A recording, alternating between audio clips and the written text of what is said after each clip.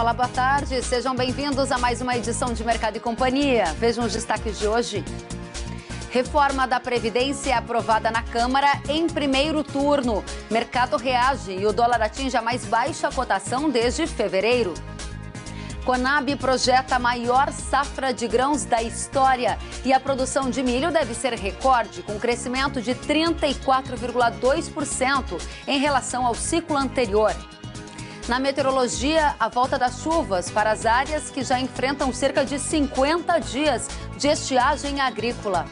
E com a peste suína africana na Ásia, as exportações de carne suína do Brasil cresceram 81% em junho de 2019 em relação ao mesmo período do ano passado. Tudo isso e mais, agora o Mercado e Companhia já está no ar. É hora da gente saber como vai ficar o tempo, especialmente na próxima safra de verão. Será que a gente vai ter o ninho? Será que a gente vai ter laninha?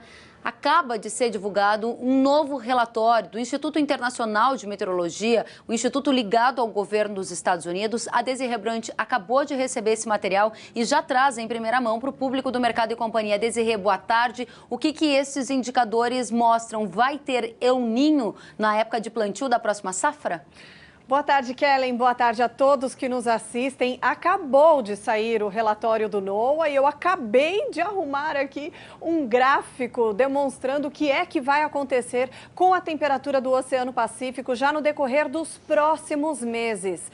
Antes, a gente tinha uma probabilidade acima de 60% de El Niño, pelo menos até o nosso verão. E olha como mudou bastante essa expectativa já para o próximo trimestre, Kellen. Já está abaixo de 50% para o decorrer agora dos próximos meses. Aqui, ó, junho, julho e agosto, já abaixo de 50% a chance de El Niño, diminuindo, chegando até perto de 30% entre julho, agosto e setembro. E olha, caindo cada vez mais, então possivelmente até o final do ano, até começando aí a primavera, já não teremos mais a influência do fenômeno El Niño. O que isso significa, Kellen? É que a nossa próxima estação, a nossa próxima safra de verão vai ser diferente da de agora, da de 2019. Em 2020, a expectativa é que diminua a chuva no sul do Brasil e aumente no centro e norte do país. Na última safra do verão, a gente teve até em alguns momentos excesso de chuva no Rio Grande do Sul. Para a próxima safra, pelo contrário, pode surgir aí alguns episódios até de estiagens no Rio Grande do Sul neste próximo verão, sobretudo entre os meses de janeiro e fevereiro. E olha, pois não, Kellen? Olha, antes de você continuar, a gente está querendo saber também o que é essa barrinha meio acinzentada. Neutralidade sim. Climática significa maior risco em quais situações? A neutralidade climática, ela está representada aqui por essa barrinha cinza que você chamou muita atenção. Ela indica que não tem nem El Niño e nem o Laninha, tá? Mas, de qualquer forma, ainda temos a neutralidade climática com um pouco de aquecimento, o que não significa El Niño, pelo contrário, a gente até vê essa possibilidade diminuindo.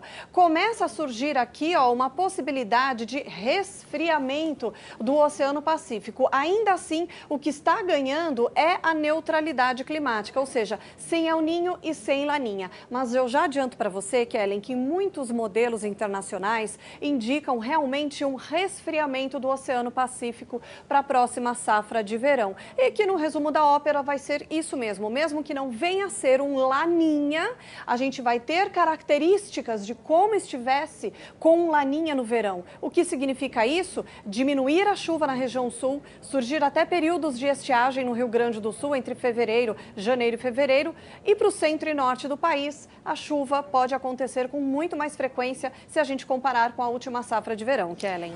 As exportações de carne suína do Brasil cresceram 81% em junho, na comparação com o mesmo período do ano passado. Os dados foram divulgados hoje pela Associação Brasileira de Proteína Animal, a ABPA. Em junho, o volume de carne suína brasileira embarcada para o exterior foi de 63.600 toneladas, número 81% superior ao registrado no mesmo período do ano passado, segundo a Associação Brasileira de Proteína Animal. Em receita, os embarques renderam ao Brasil mais de 137 milhões de dólares, saldo 111,9% maior na comparação com o mesmo mês de 2018. No acumulado do ano, as vendas internacionais de carne suína em volume são 24,5% superiores ao total embarcado nos primeiros 6 meses de 2018. De acordo com a BPA, a China, que passa por uma epidemia da peste suína africana nos plantéis do país, aumentou as compras neste ano em 30,7%, chegando ao volume de 91.200 toneladas. Segundo a Associação Brasileira de Proteína Animal, os embarques de frango também cresceram em junho. Registraram um aumento de 64% em comparação com o mesmo mês do ano passado. No mês, as exportações de carne de frango do Brasil totalizaram 386.200 toneladas, volume 64% superior ao registrado no mesmo período do ano passado, quando foram embarcadas mais de 235 mil toneladas. Em receita, o aumento foi de 76,6% ante junho de 2018. De acordo com a BPA, entre janeiro e junho, a China, principal destino das exportações brasileiras, incrementou suas compras em 22,6%, contra o mesmo período do ano passado. A grande questão é saber até quando o apetite chinês pelas carnes do Brasil vai manter aquecida a exportação brasileira. Vamos perguntar isso agora para o analista de mercado da Radar Investimentos, o Leandro Bovo, que acompanha diretamente o mercado de carnes. Bovo, boa tarde. O avanço da peste suína africana lá na Ásia tem estimulado demais o apetite chinês pelas carnes brasileiras, como a gente acabou de mostrar nos números. Até quando a China vai continuar comprando tanto? Boa tarde, Keren. Boa tarde, amigos do Canal Rural. A expectativa para as exportações brasileiras de proteína são muito positivas, porque a situação na China, inclusive, ela é até pior do que tem sido reportado. Muitas entidades que estão lá visitando e acompanhando essa situação dizem que a situação é mais grave do que o governo chinês tem reportado. Então, eu acho que numa margem de segurança bastante tranquila, a gente pode falar em pelo menos mais um ano de exportação aquecida no segmento de proteínas animal para a China. Pois é, você fala dessa discrepância entre os números oficiais e as estimativas extraoficiais. Nesta semana, a Organização das Nações Unidas para a Agricultura e Alimentação, a FAO, aumentou para mais de 4 milhões o número de abates já feitos por causa da peste suína africana. O que você está intuindo é que seja muito mais do que isso o número de animais abatidos? Por isso, a exportação do Brasil deverá continuar aquecida para lá? Sim, exatamente isso. A gente sabe que a suinocultura da China, ela é muito artesanal, né? É uma criação literalmente de fundo de quintal, né?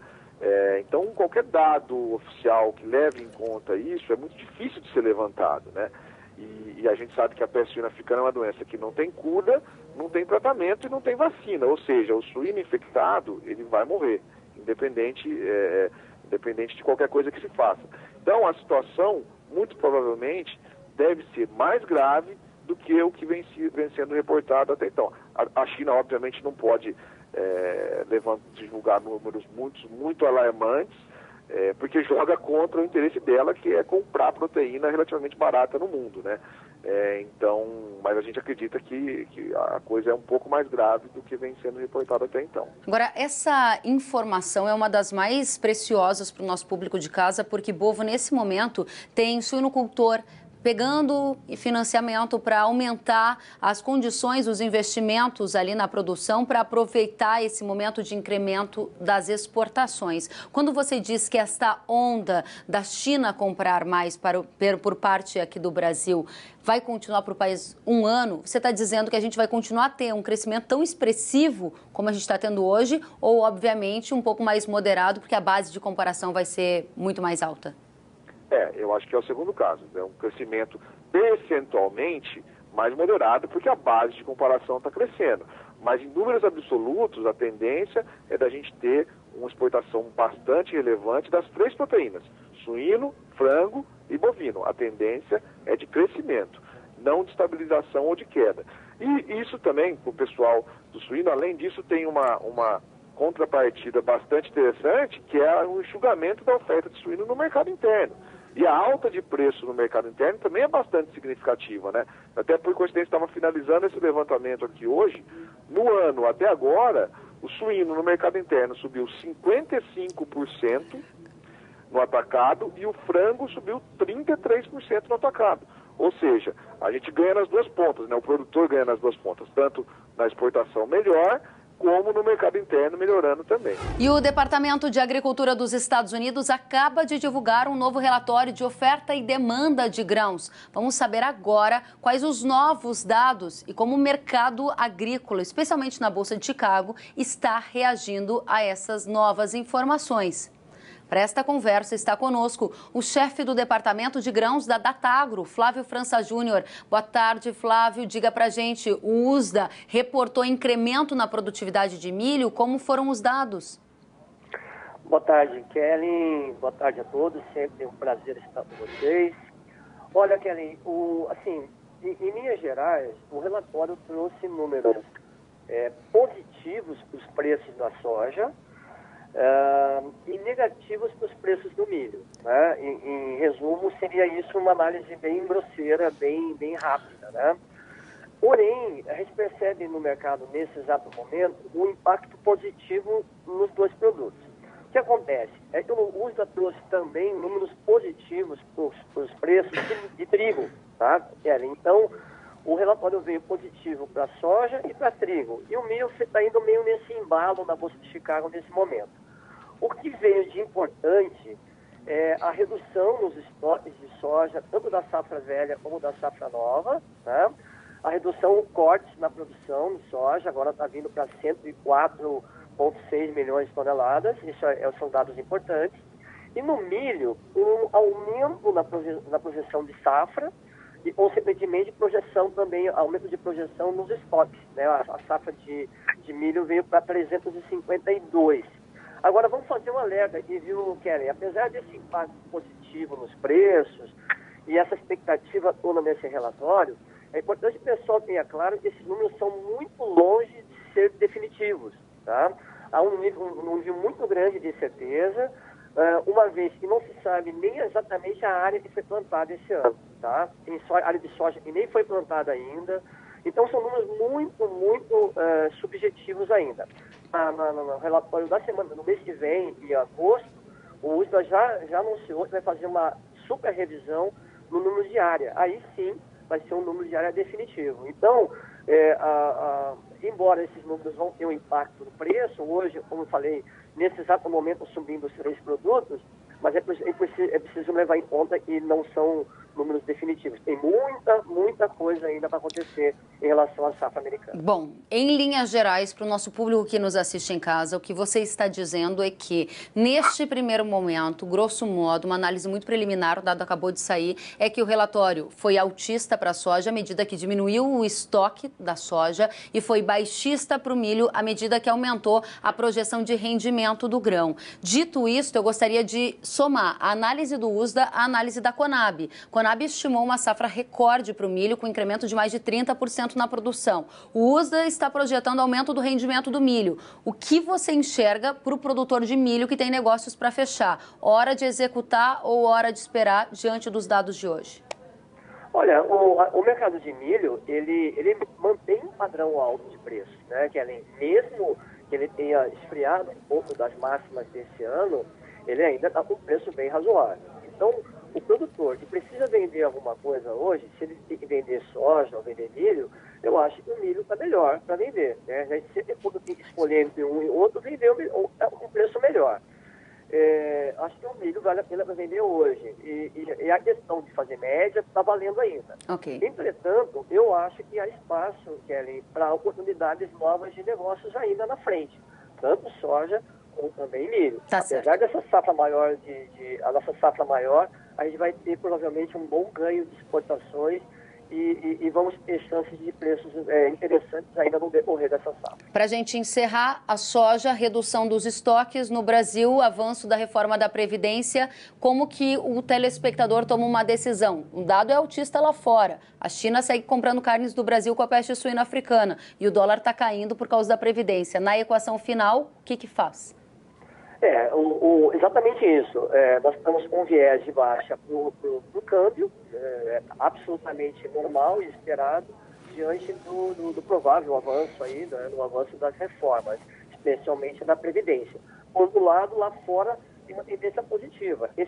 Essa safra americana e esse spot americano, eles são menores e, consequentemente, abre espaço para o nosso mercado. E ali, eu tenho a impressão que na somatória entre o que cai de câmbio, o que pode subir Chicago e prêmio, eu acho que ainda prevalece um cenário positivo para a soja.